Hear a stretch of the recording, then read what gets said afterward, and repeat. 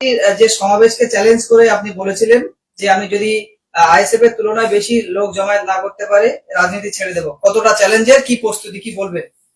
দেখুন, প্রথম বিষয় বলি যে আমরা কথা কথা যা বলি কাজে তাই করি। এটা আমাদের একটা ন্যাক বলতে পারেন, কালচার বলতে পারেন, স্বভাব বলতে পারেন, অভ্যাস বলতে পারেন, যা বলতে পারেন বলুন। আমরা সেদিনও বলেছিলাম, যেদিন 21শে জানুয়ারি ছিল সেই দিন আমরা সন্ধ্যায় বলেছিলাম যে ও সারা বাংলা থেকে 294টা বিধানসভা থেকে ওর যত ফ্যান ফলোয়ার সমর্থক যতটা এসছে তার ডবল করব। এখন আমরা বলছি ডবল নাই, ওটা 5 ডবল করব। যতটা লোক জমায়েত করেছে ওর 5 ডবল যদি 15 তারিখে বাসন্তী হাইওয়ে ভাঙড়ের রাজপথে যদি মানুষকে ঐক্যবদ্ধ করতে না পারি, তাহলে আমি বলছি 16 তারিখ থেকে রাজনীতির আয়না থেকে সরে যাও। যেটা ভাঙড়ের ইতিহাসে স্বাধীনতার পর সবচাইতে বড় মহামিছিল, ভাঙড়ের রাজপথ জনজোয়ার হবে, এটা আমার অন্তত আত্মবিশ্বাস। আইএসএফ এর নেতা কালিমুল ইসলাম বলছে সেই তুলনায় লোকই হবে না, এবং আইএসএফ এর একাধিক নেতৃত্ব বলছে তারা বাইরে থেকে লোক এনে লোক ভরাবে, কি বলবেন? দেখুন, পাগল ছাগলের কথা আমরা গুরুত্ব দিইনি, এসব ছোটখাটো পাগল ছাগল। এসব আমরা যখন যাই রাস্তার পাশে 2-4টি এমনিতেই দাঁড়িয়ে থাকে, ফলে এদের কথার উত্তর দেওয়ার মতো মানসিকতা আমার অন্তত নেই। আপনি বিভিন্ন মিটিং এ বলছেন কি আরএসএমপির খামটা নিয়ে নেওয়া হয়েছে, অথচ নওশাদ সিদ্দিকী বলেছিলেন কি আমি আমার যে বিধানসভায় কি কাজ করেছি বিধানসভা এলাকায় আমি খামে করে মানুষের বাড়িতে বাড়িতে পৌঁছে দেবো, কি বলবেন এটা নিয়ে? দেখুন, খাম এমনিতেই নেই। আপনারা দেখবেন যে এখন যে পোস্ট করছে ওরা, ওদের ওই ফ্ল্যাগের মাঝখানে যে খামটা থাকে সেই খামটা নেই, খাম এমনি কেড়ে নিয়েছে। আর খাম না থাকলে আবার মানুষের বাড়ি কি এমনি তো কোনো উন্নয়ন করেনি, তা ওর খামে করে কি পাঠাবে? তার আগে যাদের কাছ থেকে খাম নিয়েছিল তারা বললো যে আমাদের খামের অবমাননা না করে আমাদের খামটা ভাই আমাদের ফিরিয়ে দে, তুই বাড়ি বাড়ি গিয়ে কি করেছিস বলে আয়। ফলে ভাঙড় বিধানসভায় গত 5 বছরে যে অনুন্নয়নের জোয়ার, লোকের দুটো জায়গা হয়, একে উন্নয়নের জোয়ার হয়, অনুন্নয়নের জোয়ার হয়। ভাঙড়ে যেভাবে অনুন্নয়ন যেভাবে পিছিয়ে পড়েছে, এটাকে সামাল দিতে আগামী দিনে আমাদের বেশ কিছুটা সময় লাগবে। এবং যেটুকু উন্নয়ন হয়েছে এর কোনো কৃতিত্ব এই আইএসএফ এর বিধায়কের নেই, আর আইএসএফ এর নেতাকর্মীর কারণ নেই। এর সমস্ত কৃতিত্ব যদি থাকে এক তৃণমূল কংগ্রেস, 2 মমতা বন্দ্যোপাধ্যায়, অভিষেক বন্দ্যোপাধ্যায়ের আছে। এটাই কিন্তু বাস্তব। সরকারি প্রকল্প বন্ধের কথা বলেছেন, যেটা বাংলার বাড়ি, সেটা 3টে অঞ্চলের কথা বলেছিলেন, সেটাকে নিয়ে আইএসএফরা বলছে আমরা বিডিও অফিসে গিয়েছিলাম, 1 সপ্তাহ সময় চেয়েছি, যদি বিডিও এর সুরাহা না করে বৃহত্তর আন্দোলনে যাবো বলে নওশাদ সিদ্দিকী নিয়ে কি বলবেন? যেতে পারে, যদি কোনো অসুবিধা নেই। এটা শুধু ভাঙড়ে নয়, এটা সারা বাংলায় কোথাও কোথাও সেখানে হয়তো কিছু গরমিল দেখা গেছে, কিছু সমস্যা হয়েছে, সেটাকে বন্ধ করে। যারা প্রতিদিন মমতা বন্দ্যোপাধ্যায়কে গালিগালাজ দেয়, যারা প্রতিদিন তৃণমূল কংগ্রেসের কর্মীদের খুন করে, সেই সমাজবিরোধী খুনিদের ঘর বন্ধ হোক। আমরা কোনো সাধারণ মানুষের ঘর বন্ধ হোক এটা আমরা বলিনি। আমরা প্রথম দিন থেকে বলেছি যে ভাঙড়ের সাধারণ মানুষের বিরোধী করলেও আমরা তাদের পাশে আছি, তারা পাক। কিন্তু যারা তৃণমূল কংগ্রেসের 4টে কর্মীকে খুন করেছে, যারা তৃণমূল কংগ্রেসের 21 জন কর্মীকে যারা পঙ্গু করে দিয়েছে, যারা গোটা ভাঙড়কে তোলাবাজের রাজত্ব তৈরি করেছিল 21 থেকে 23, যাদের নেতৃত্বে সেন্ট্রাল ফোর্সের বিরুদ্ধে ছেলেদের লাগিয়ে দিয়ে ভোট গণনার দিনে 3টে আইএসএফ এর ছেলেকে যাদেরকে খুন করানো হয়েছে, সেই সমস্ত সমাজ বিরোধীরা ঘর পাক, এটা আমরা চাই না। আমি আপনাদের মাধ্যমে ভাঙড়ের যারা গরিব মানুষ, যারা এই বেনিফিশিয়ারি নাম আছে, আমি তাদেরকে বলবো নিশ্চিন্তে থাকুন। আমাদের মুখ্যমন্ত্রী, মানবিক মুখ্যমন্ত্রী, আমাদের নেতা মানবিক অভিষেক বন্দ্যোপাধ্যায়, আগামী নির্বাচনের পরে আমরা নিশ্চিতভাবে সমস্ত ঘর সঙ্গে সঙ্গে 16 কলা আমরা পূর্ণ করব। আমরা আজকে দেখেছি একেবারে অশোক দিন্দা ক্রিকেটার, যিনি বিজেপির এমএলএ, তাকে জিতিয়েছিলেন চন্দন মন্ডল ময়নার, একটা বিজেপি নেতা, তৃণমূলে যোগদান করেছেন একেবারে কেন্দ্রীয় নেতৃত্বের, রাজ্য নেতৃত্বের হাত ধরে। আগামী দিনে কি আরো বিজেপির ঘর ভাঙবে, কি ভাবছেন? দেখুন, শুধু পূর্ব মেদিনীপুর নয়, পশ্চিম মেদিনীপুর নয়, সারা বাংলায় দেখবেন গত 1 মাস ধরে হাজার হাজার মানুষ তৃণমূল কংগ্রেসে আসছে। তার একটাই কারণ হচ্ছে মমতা বন্দ্যোপাধ্যায়, অভিষেক বন্দ্যোপাধ্যায়। তার একটাই 2 কারণ হচ্ছে উন্নয়ন। এবং যে উত্তরবঙ্গে একটা সময় বিজেপি রমরমা ছিল, সেই উত্তরবঙ্গের কোচবিহার সিট যেমন আমরা লোকসভাতে জিতেছি, তেমনি করে এই মুহূর্তে উত্তরবঙ্গের পায়ের তলা থেকে জমি সরে গেছে বিজেপির, এবং তাদের বিধায়ক, তাদের এমপি মানুষের বিক্ষোভের মুখে পড়ছে, কোথাও ধাক্কাও খাচ্ছে। কারণ মানুষকে ওরা জবাব দিতে পারছে না। যেভাবে কেন্দ্রীয় সরকার তার ক্ষমতার অপব্যবহার করছে, বিজেপি তার ক্ষমতার অপব্যবহার করছে, যার কারণে মানুষ কিন্তু আজকের ওদের থেকে দূরে সরে যাচ্ছে।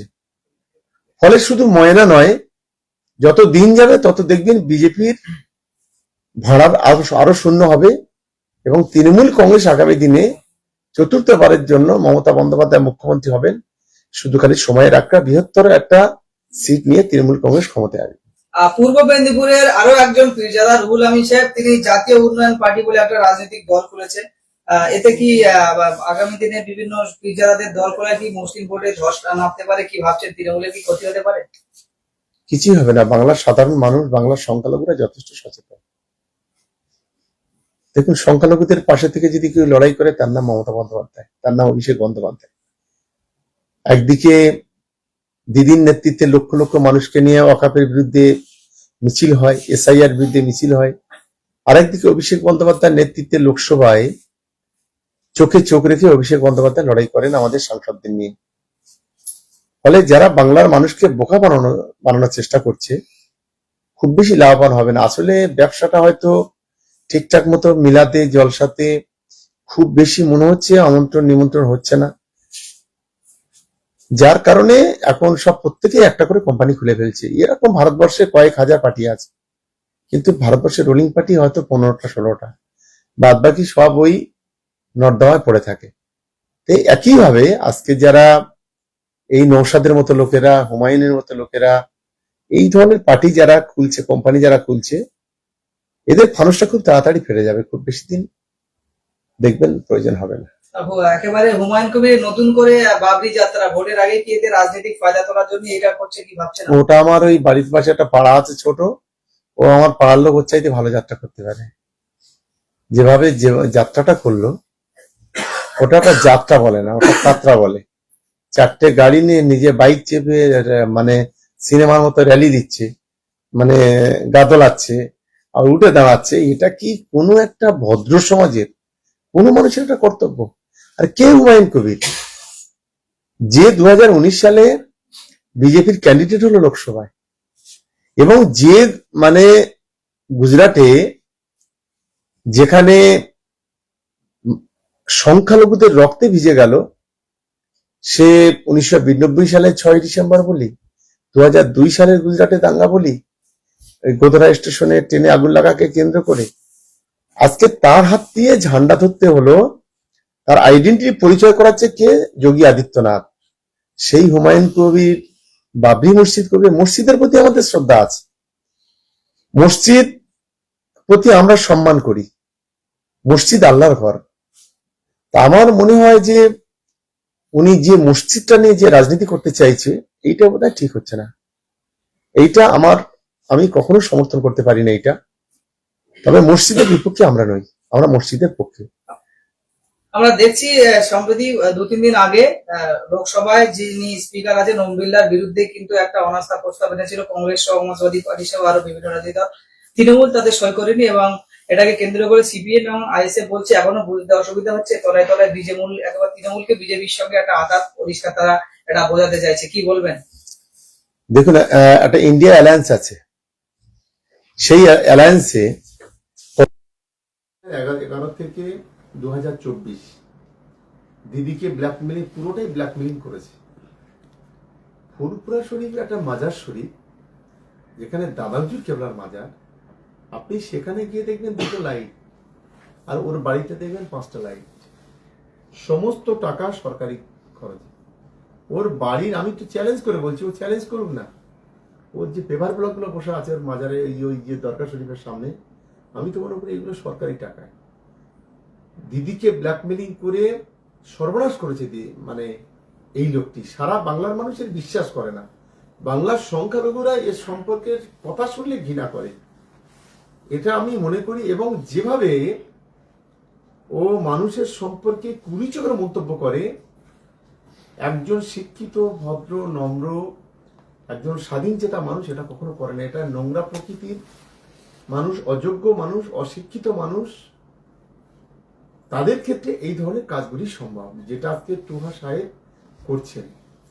উনি অনেক বড় বড় কথা বলেছেন, উনি অনেক কিছু করেছেন। আমি ওনাকে বলবো আপনাদের মাধ্যমে, উনি ক্যানিং পূর্ব নিয়ে অনেক আঙুল তুলেছেন। 15 তারিখে একটু বাসন্তী হাইওয়েতে আসতে বলবো, যদি উনি আসতে পারেন তা ভালো, না তো উনি আমাদের পেজে একটু ফলো করবেন, আমি এটা রিকোয়েস্ট করছি। তুহাকে এটা আমি অনুরোধ করব যে আপনি একটু আমাদের পেজে ফলো রাখুন, আর পারলে একবার এসে দেখে যান। আপনার কাছে তো এখনো পর্যন্ত তো সরকারি পুলিশ আছে, মমতা বন্দ্যোপাধ্যায়ের পুলিশ নিয়ে ঘুরছেন, আর মমতা বন্দ্যোপাধ্যায়কেও গালাগালি করছেন। মমতা বন্দ্যোপাধ্যায় সরকারের 14 বছর উদ্ধার করছেন, মমতা বন্দ্যোপাধ্যায়ের মন্ত্রী বড় বড় কথা বলছেন। আপনাদের যদি এত গ্রহণযোগ্যতা থাকলো, আপনি তো একটা আইএসএফ এর চর, এটা আমরা প্রথম দিন থেকে জানতাম। আপনার মুখোশটা আলাদা। টাঙ্গিপাড়া বিধানসভায় আপনি যাকে ভাইপো বলেন, যিনি ভাঙড়ের বিধায়ক, তিনি 137 ভোটে ওই বুথে হারলো কেন? তিনি ফুলপুরা শহীদ অঞ্চলে হারলো কেন? তিনি জাঙ্গিপাড়া বিধানসভাতে 4000 ভোট, মানে একটা বিধানসভাতে 4000 ভোট পেয়েছে, যেটা নোটাও পায় আর যে নির্দল দাঁড়ায় সেও পায়।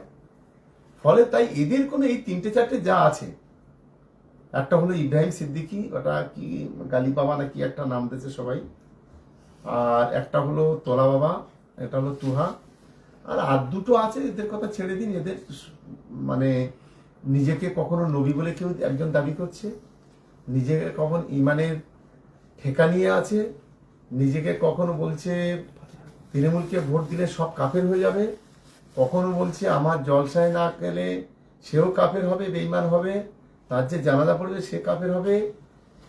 এদের কোনো গুরুত্ব আছে বাংলার মানুষের কাছে আমি মনে করি না। এদের সব পাগল মনে করে। এই এরকম পাগলের সংখ্যা যেভাবে বাড়ছে, আগামী দিনে হয়তো আমার একটা ম্যাটের সম্মেলন খুব তাড়াতাড়ি করতে হবে, হয় হাফ ম্যাটের একটা সম্মেলন, একটা ফুল ম্যাটের সম্মেলন করতে হবে। সম্মেলন না করলে এই জায়গাটা কোনো মতে হবে না। আর দিদিকে বলবো যে দিদি তো এমনিতে উনি অনেক এই যারা আর কি ম্যাড হামমাটের জন্য তাদের এমনিতেই কয়েকটা হসপিটাল উনি করেছেন। উনি হসপিটালের সংখ্যা দিদিকে একটু বাড়াতে বলবো, কারণ না বাড়ালে যেভাবে দিনের পর দিন ম্যাটের সংখ্যা বাড়ছে, তাতে করে আগামী দিনে সাধারণ যে রোগী, সে রোগী তারা সিট পাবে না। এদের জন্য সব সিটগুলো বুক হয়ে যাবে, এটা আমি অন্তত মনে করি।